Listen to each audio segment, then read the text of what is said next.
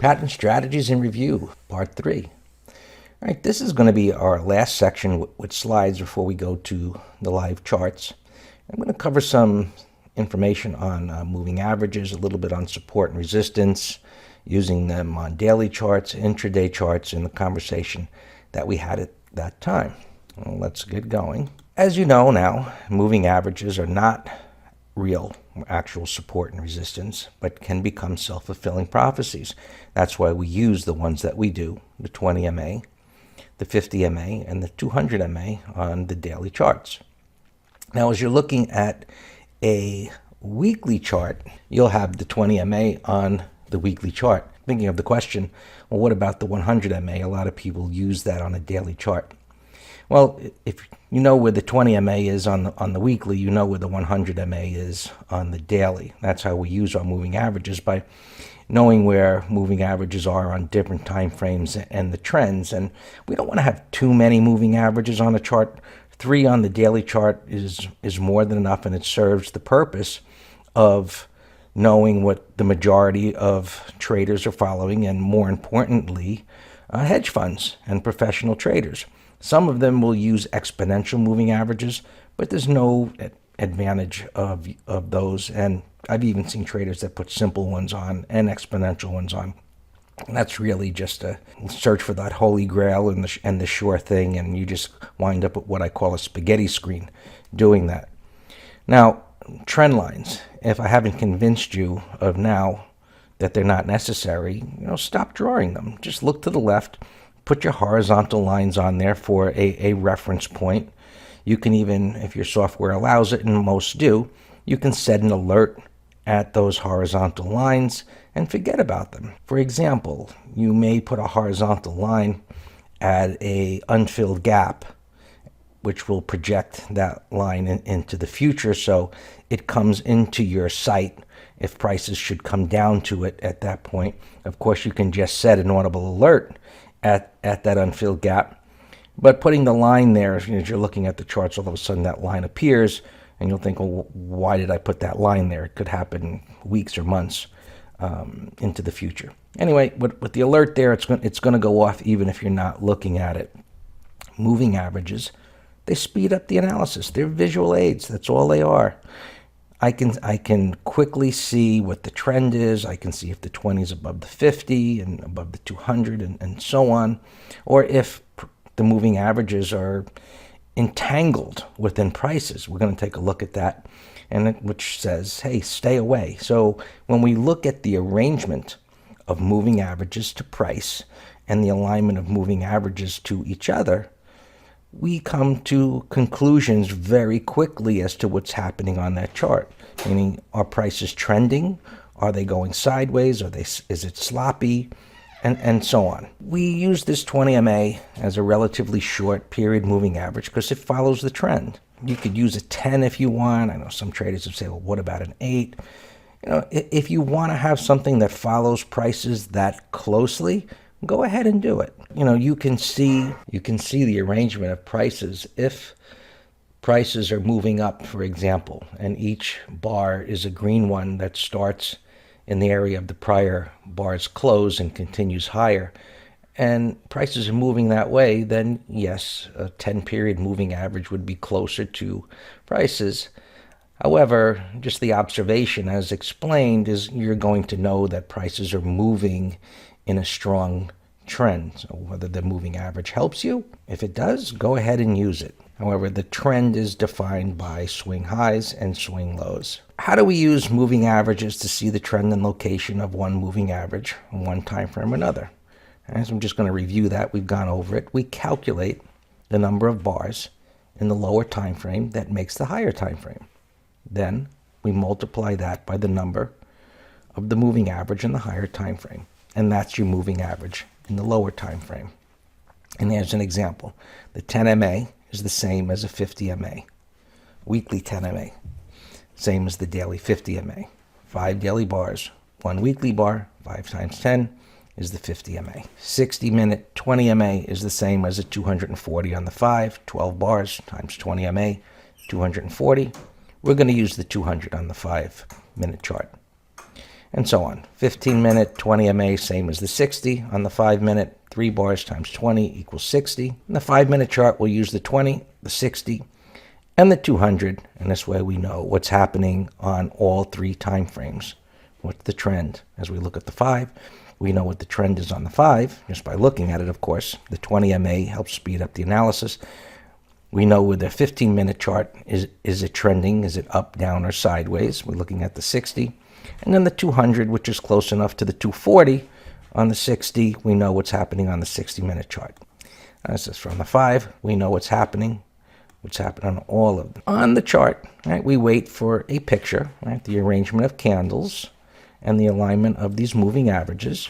And it says here, I'm not interested in the cross as a signal, the cross of one moving average to the other, as it is here. It doesn't tell me to act. However, once that 20 is under the 60, and these are aligned as they are, and notice they're not too far apart, it tells me that I should be looking at the short side. And of course, you're going to look to see, is there a price void? And if there is, when you see prices at the 20 or retesting a prior high, you know that's your entry point based on the picture that forms. As these moving averages are closer together in the trend, they're in agreement, volatility is contracting and it should expand. Now, as you see here, they're relatively tight together, whereas they were further apart over here, and they should move in the direction of the void in the trend. No holy grail and indicators here, just the analysis based on master trader technical strategies. Clearly, this is not what we're looking for.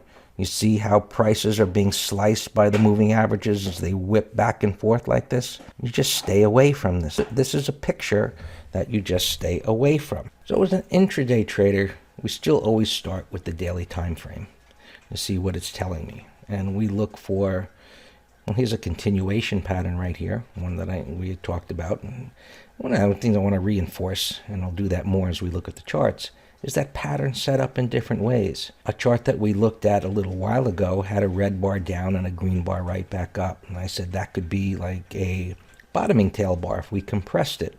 Well, here's a different arrangement where you still had the initial move up out of the consolidation. And when we see that, we're looking for a continuation pattern. And this is just a variation of a continuation pattern.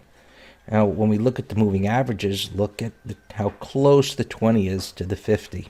So I know, without even knowing what's to the left over here, I know that prices are not extended because of the alignment or arrangement of the 2 moving averages to each other.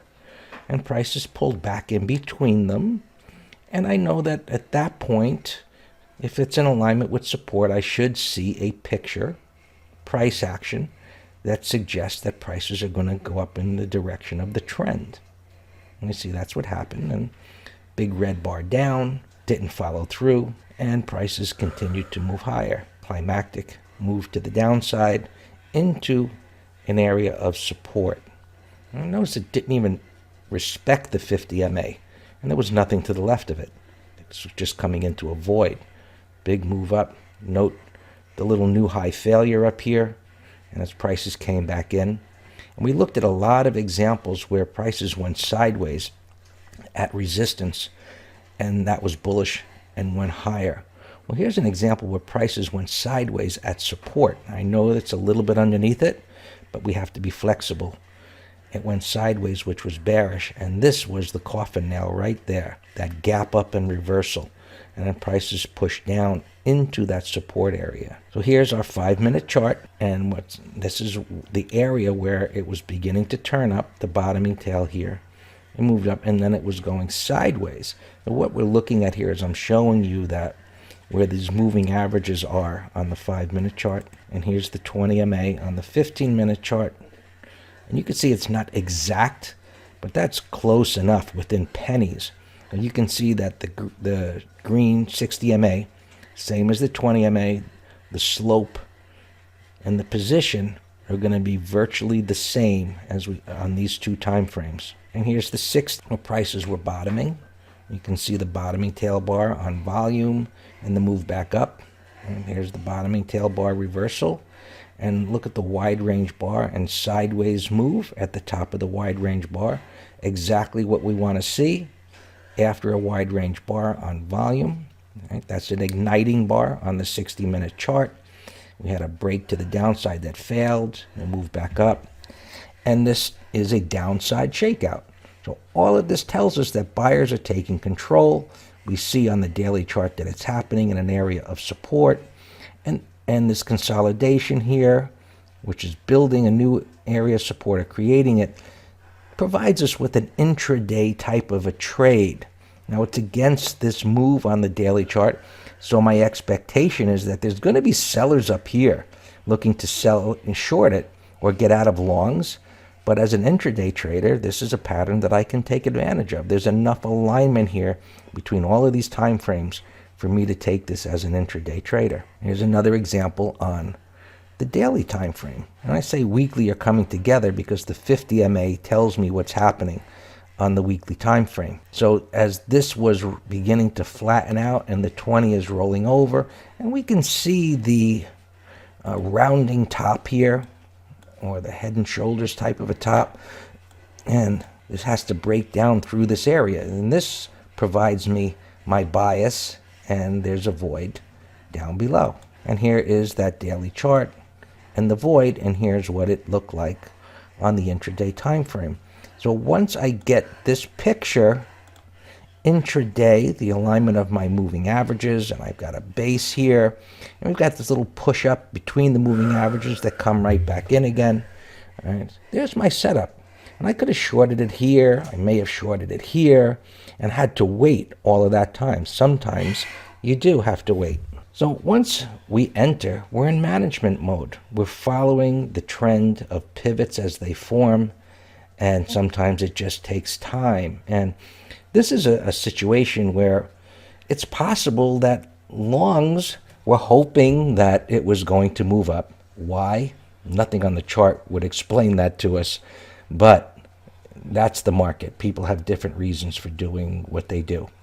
And at this point, as you get to the latter part of the day, they gave up hope and prices fell. And here is an example from the long side, not showing you what happened on the daily time frame. However, on the intraday, you can see the alignment of moving averages, and looking at what's happened here bar by bar, and you can see the gap down that was bought, the bottoming tail, the consolidation. It's into the gap fill, acting bullishly, and you never want to short into a gap fill that starts with a wide range bar up.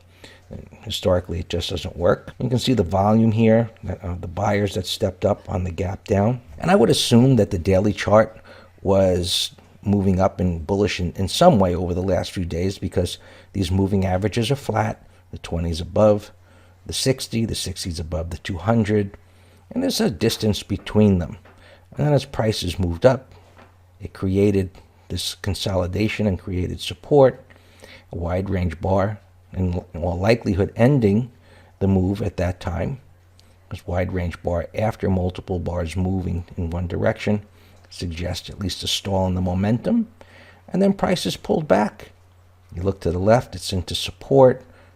Time of day isn't the best time of day to be entering, but if you did, you really had little reason or no reason to get out. And as it moved up into resistance, you know that there's going to be sellers there. And here was the retest later in the day, and the 15-minute was rising. Here's the 20 on the 15, retest of support, buyer stepped up. And at that point, you're probably saying, well, what about this resistance, Greg? Yes, it's going to have to get through that, but this is a bullish alignment of moving averages, and this high was taken care of by absorbing the supply here, and then the retest. Another way of looking at this is resistance within an uptrend gets less respect than resistance in a downtrend. Because trends continue, and pullbacks from prior highs, the assumption is that buyers are going to be able to push up above it, and the demand, because of the uptrend, is going to overcome that resistance. Right? So before you trade the 5, you would have defined your bias from the daily, and that analysis of trend, support, resistance, void, and price pattern. There's just another example. Here's a move up, and once you have this alignment where they're trending higher, you're looking for buy setups. And here's in this area right here, we could have had a situation where we went down to a smaller time frame, but you really don't have to. I'm just pointing that out. But as prices are trending up, you're looking for pullbacks into minor support, looking for red bars, and here a big red one being ignored, and then a retest here. It's telling me that the 15-minute, the rising 20 MA on the 15. Right? This is the 60 on the 5, but this is pulling back to a rising 20 MA on the 15-minute chart, and this is in an area of support. Buyers should step up there. That's the assumption. And then as prices pushed up, this consolidation is bullish price action, absorbing that supply. This move down on the 15-minute chart would look just like a pullback within an uptrend that was buyable.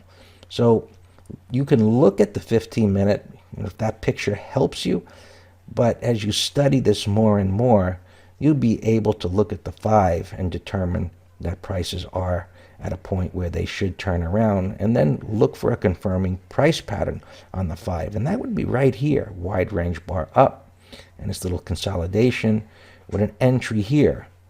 And you could have done a add and reduce type of trade here, or half the shares and twice the stop, adding at this point where you had further confirmation based on the price action. So multiple time frame alignment absolutely is going to put the odds in our favor, and the way we use it with moving averages helps us to see what's happening in multiple time frames by looking at one. As using this intraday, you're not going to catch tops and bottoms. It's not meant for that.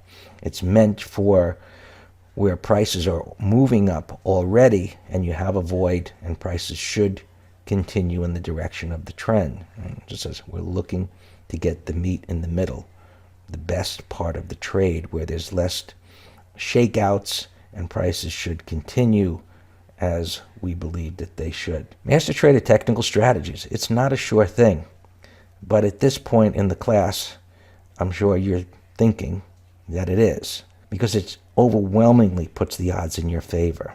And that's great. That's what we want. But we always have a stop loss.